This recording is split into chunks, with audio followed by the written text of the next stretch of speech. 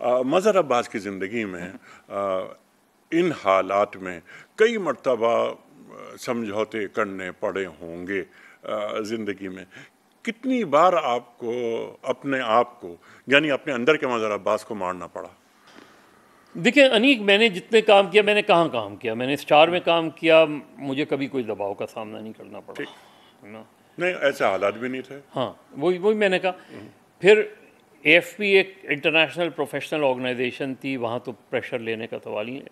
उस तरह के आते रहते थे, टेलीफोन कॉल आती रहती थी ये, लेकिन एज सच ये कि जहाँ आपको कॉम्प्रोमाइज़ जिसे हम कहते हैं उसमें मैंने इलेक्ट्रॉनिक मीडिया में आया। मैंने ARY ज्वाइन किया 6 साल तक मैंने प्रोग्राम्स भी किए उसमें। उससे पहले मैंने हम टीवी पर प्रोग्राम्स किए। हम टीवी में 2-3 प्रोग्राम्स ऐसे थे जो उन्होंने रोक लिए किसी वजह से। बहुत 2-3 प्रोग्राम जिसे कहते हैं ना कि उस तरीके से मुझे कभी भी कॉम्प्रोमाइज़ करने का मौका ही नहीं मिला, और मैं करता भी नहीं हूँ, ये भी पता है। जैसे मैंने एक वक्त आया था कि जब एक बेरोज़गारी का पीरियड आया था 2-2.5 साल का, तो उस वक्त पाकिस्तान टेलीविज़न थे अपना मोहम्मद मालिक MD थे उसके अपने मालिक जी। तो उसने PTV के लिए वो की थी, ऑफ़र की थी। उसने कहा यार PTV से काम शुरू करो, तो मैं रिलक्टेंट था। लेकिन फिर एक वक्त में मैं सोचने लगा कि यार किचन भी तो चलाना है ना।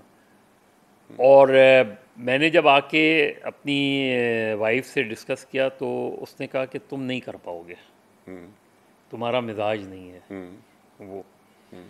तो वही बात है कि जिसको भी शेख व शाह ने हुक्म खुदा दिया करार, हमने नहीं किया वो काम, हाँ बाखुदा हाँ नहीं किया, बखुदा नहीं किया, जॉनी लिया। जो अच्छा मज़हर, लेकिन ये बातें आपने पुरानी दोहराई ये बातें, लेकिन आज जिस ज़िंदगी में या जिस माहौल में हम सांस ले रहे हैं। देखिए मैं ये तो कर सकता हूँ कि मुझसे कहा जाए कि आप कॉलम ना लिखें तो मैं नहीं लिखूँगा। ठीक है, लेकिन मैं अगर आपसे कहा जाए कि कॉलम में ये लिखें, ये नहीं लिखूँगा, ये मज़हर अब्बास से नहीं हो ये नहीं सकता। हो सकता, अच्छा, ये नहीं हो सकता। अच्छा, सिंपल सवाल आपकी खिदमत में।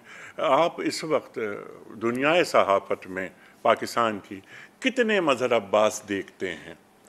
नहीं, मैं अपने आप से तो किसी को भी नहीं कंपेयर करूँगा। मुझसे बहुत अच्छे अच्छे लोग हैं, अभी भी हैं, जो समझौता नहीं करते। जो समझौता नहीं करते, अच्छे हैं। उसमें हैं लोग, देखिए जो समझौता नहीं करते उन पर भी एक जिम्मेदारी होती है। समझौता ना करने का मतलब गालम गलोच नहीं होता। जी हाँ। ये नहीं कि जो मुझ पे पाबंदी लगा रहा है, यही तो प्रोफेशनलिज्म का टेस्ट होता है जी हाँ। कि उसके बावजूद मैं अपने प्रोफेशनलिज्म को कॉम्प्रोमाइज़ नहीं करूँ, अपनी बात सलीके से पेश तो कर दूँ, पेश कर दूँ मैं उसमें। बस।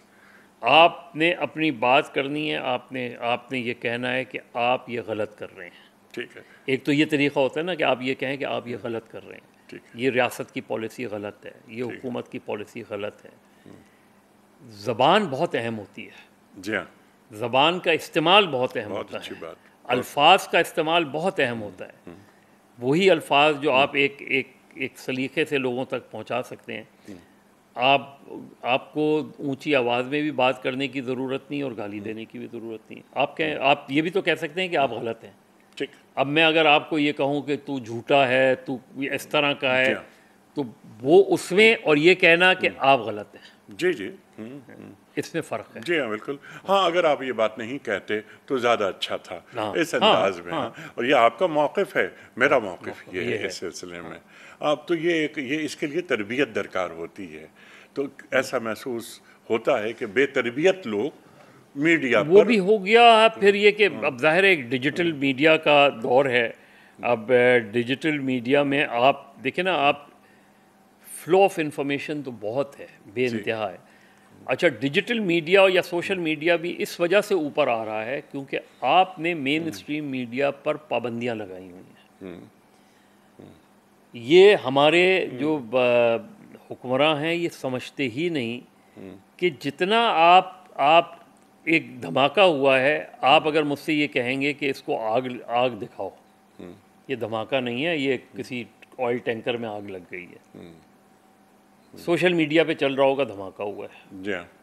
और असल में धमाका ही हुआ है, तो इसका मतलब है आपकी क्रेडिबिलिटी ख़त्म हो गई ना। जी हाँ।